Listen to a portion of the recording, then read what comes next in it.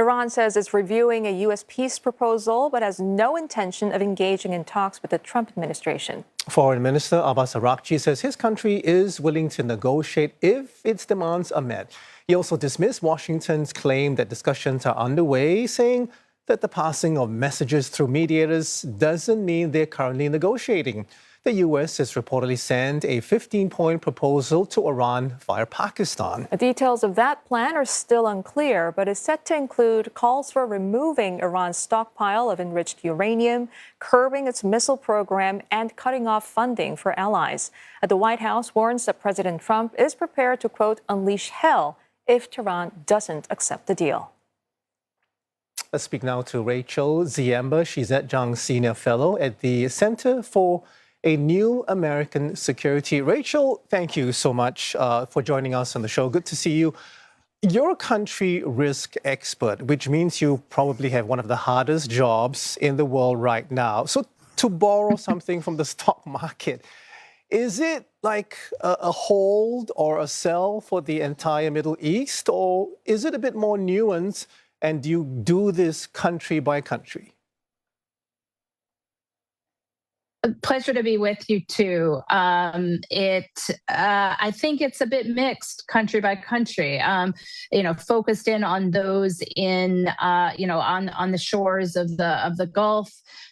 You have countries. It's not good for anyone, but you do have countries like Saudi Arabia that have been able to redeploy half about of their production through other channels. The East-West pipeline, for example, though, of course, that exposes them to other potential supply risks. I'm thinking about the Red Sea and the Houthis. But this is a circumstance that is not good for any of these countries, particularly for their non-oil tourism sectors, which have have come under pressure.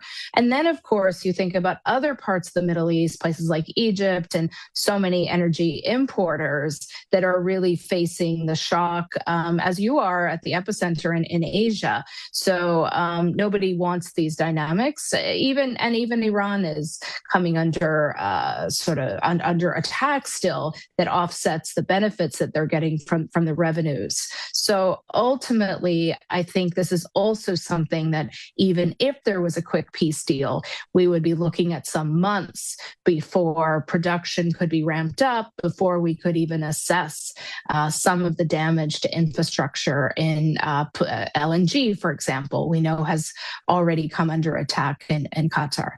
The good news for the Middle East and some of these producers, though, is that they have been saving. And so I'd expect governments to step in and provide some support. Understood. Rachel, I'm just wondering how quickly can your assessments change, because the news changes by the day, sometimes quicker. So, for example, how do you react to news like Iran saying it doesn't intend to negotiate, or that the Marines and the 82nd Airborne are on their way to the region?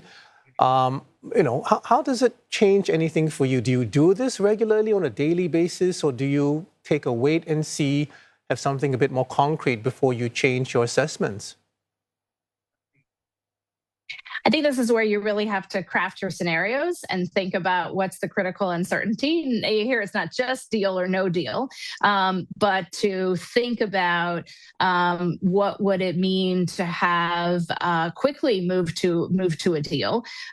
Since the beginning of this war, a lot of people have been asking me, when does it end? And it's always hard to put a date, but it's as important, what kind of ending do you have? Is it an ending with a risk of recurrence? In which case you would have not only challenges coming back online, but you would have very extensive risk premia and others. But I think when I'm thinking, especially when I'm thinking about the impact on global markets, the key thing here is to look at these scenarios. Global markets via global oil benchmarks, I think, have been maybe a little too optimistic. They're not feeling the same pain as buyers in Asia that are scrambling for physical barrels are feeling, or those are airlines that are trying to buy jet fuel. So if global markets, global equities are trading off of Brent and WTI, which are themselves lighter, sweeter crudes, they are, there's been less supply disruption. I think market actors might be a little too optimistic on this one.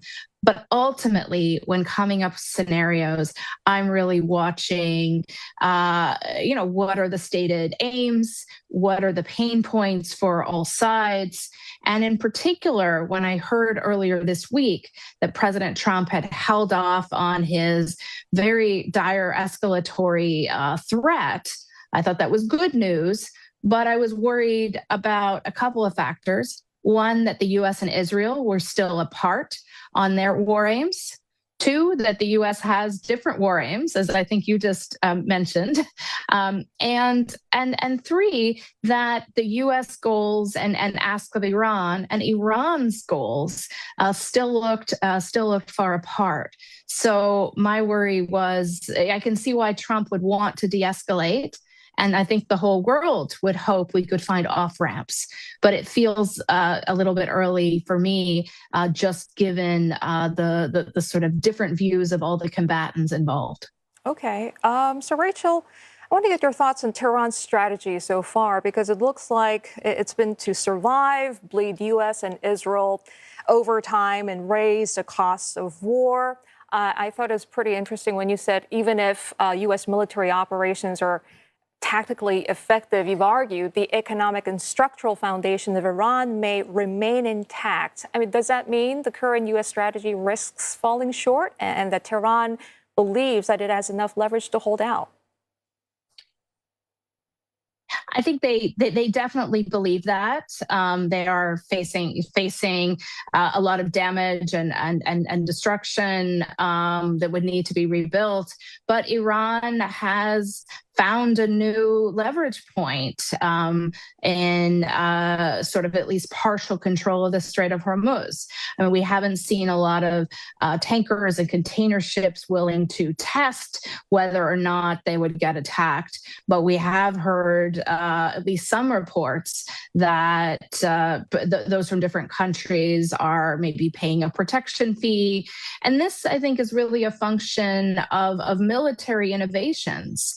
Very dangerous ones, but that have really been a part and parcel of the Ukraine and Russia conflict. But with drones and other UAVs, it can be easier to inflict damage, and it can be quite expensive to fight back against that.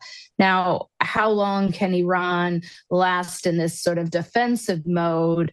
It's hard to say, but this is a country with a large population, a large military, and one where the U.S. government's messaging intermittently is for regime change, or at least very significant regime pivot that might undermine some of those who have benefited from the sanction system within Iran, the military and the like. The U.S. is looking for a pliable leader, maybe like what they found in Venezuela so far. But Iran is a different, is a different country, and the sort of physical choke points that affect not just Iranian supplies, but those of its neighbors are a powerful leverage point. Okay, speaking of neighbors, very quickly, do you see a point where Gulf states are forced to move beyond diplomacy and take a more active role in this conflict? And what would that mean for regional stability, energy flows, and global growth? Yeah, they could. I know it's something they're thinking about seriously. They wouldn't do it lightly. What does it mean for energy and growth?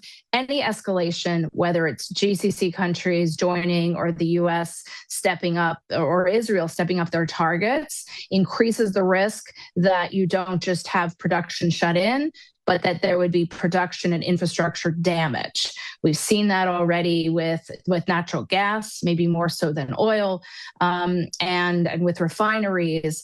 but anything that caused more meaningful damage could mean this energy and related supply chain shocks emanating through fertilizer and other areas could mean prices higher for longer, more pressure on growth, and more demand destruction. And that's going to impact different parts of the global economy in different ways. Okay. The Americas a little bit more sheltered, but I know that you folks in Asia are really having to draw on the reserves that you have and look for those sources of resilience. Right. I want to push you a bit more about the Gulf states, Rachel. I mean, what I'm reading or what I understand is that they really want things to go back to where they were a month ago. I want to ask you whether there's any chance of that in terms of your assessments. Or has it fundamentally changed? I mean, you talked about the infrastructure, but there's also, I suppose, a change in perhaps perception of these countries, where they were once viewed as stable and places that you would go to I don't know, for holidays and, to invest as well? Yeah, I think it's hard to go back to where things were a month or two ago. I was actually last in the Gulf in mid-January and spent some weekend time visiting the great new museums in Abu Dhabi, and would highly recommend those. Now, unfortunately, not the time. So some of the question is what damage to infrastructure and what... you have a number of people relocating. Is it temporary? Is it longer term? A fair amount of economic activity continues as normal, but the Gulf states, especially the UAE and Qatar, were very involved in transit traffic as well as short-term tourism stays. We could see other investment decisions, including some of the AI-related ones, slow down as U.S. partners might wait to see whether you might have expensive semiconductors at risk of damage. I think there has been this aura of safety that has been dented, at least.